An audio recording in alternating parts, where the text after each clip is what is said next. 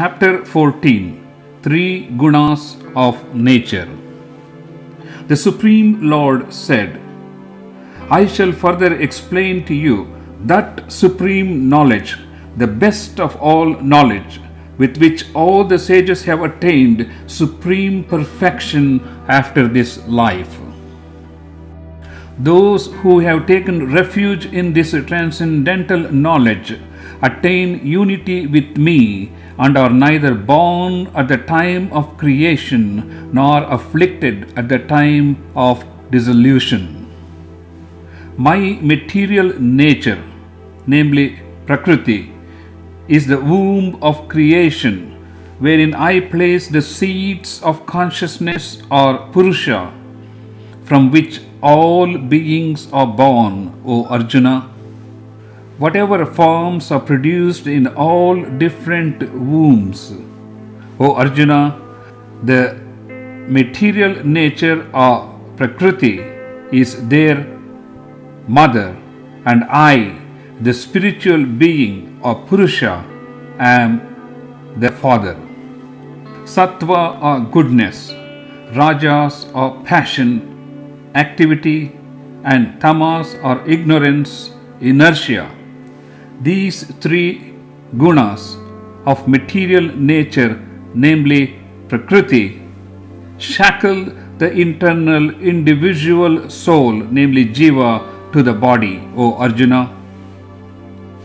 Of course, the modes of goodness or sattva is illuminating and good because it is pure.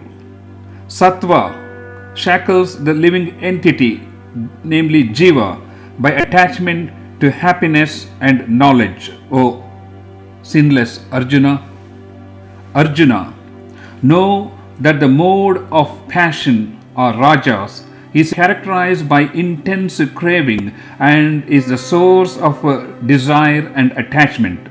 Rajas binds the living entity, namely Jiva, by attachment to the fruits of work. O Arjuna, that the mode of ignorance or tamas, the deluder of the living entity, namely Jiva, is born of inertia.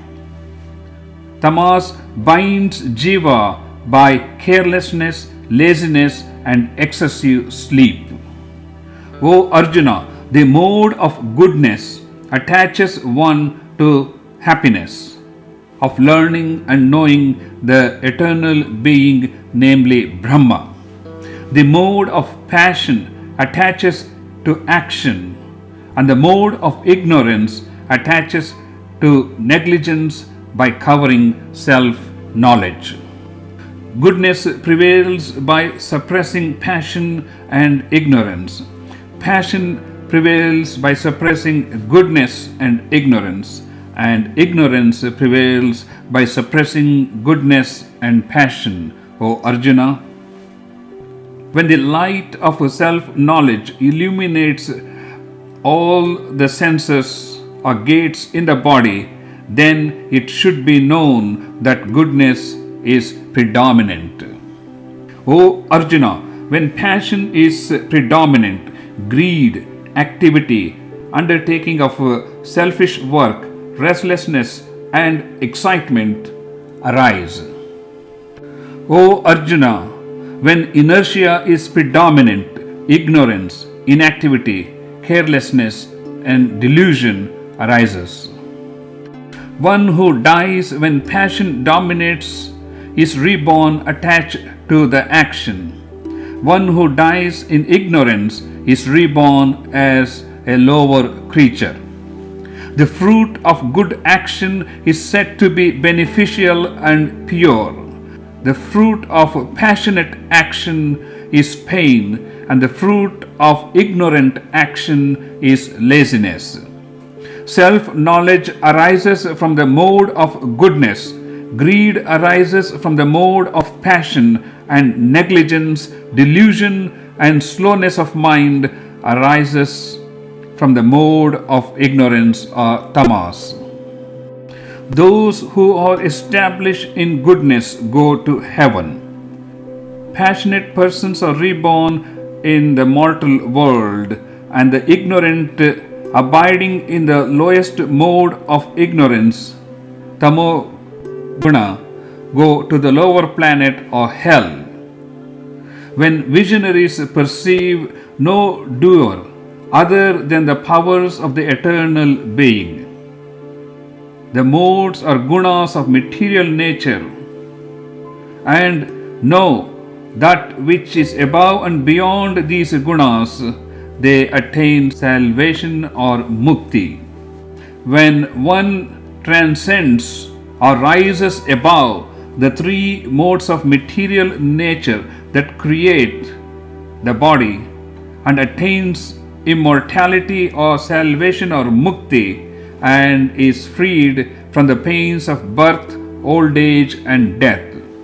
The Supreme Lord said, "One who neither hates the presence of enlightenment, activity, and delusion, nor desires from them when they are absent, who remains like a witness without being affected by the modes or gunas of the material nature or prakriti, who stays firmly attached to the Lord without wavering, thinking that only the modes of material nature are operating, and who depends on the Lord and is indifferent to pain and pleasure, to whom a cold, a stone, and gold are alike, and to whom the dear and the unfriendly are alike, who is firm in mind, who is calm in censure and in praise, and indifferent to honor and disgrace, who is impartial to friend and foe, and who has renounced the sense of doership, is said to have transcended the modes of material nature. One who offers service to me with love and unswearing devotion transcends the three modes of material nature and becomes fit for Brahma Nirvana.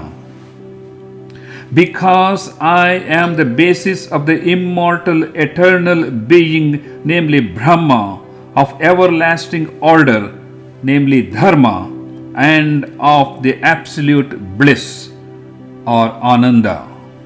Thus ends the 14th chapter named Three Gunas of Nature of the Upanishad of the Bhagavad Gita, the scripture of yoga, dealing with the science of the absolute in the form of the dialogue between Sri Krishna and Arjuna.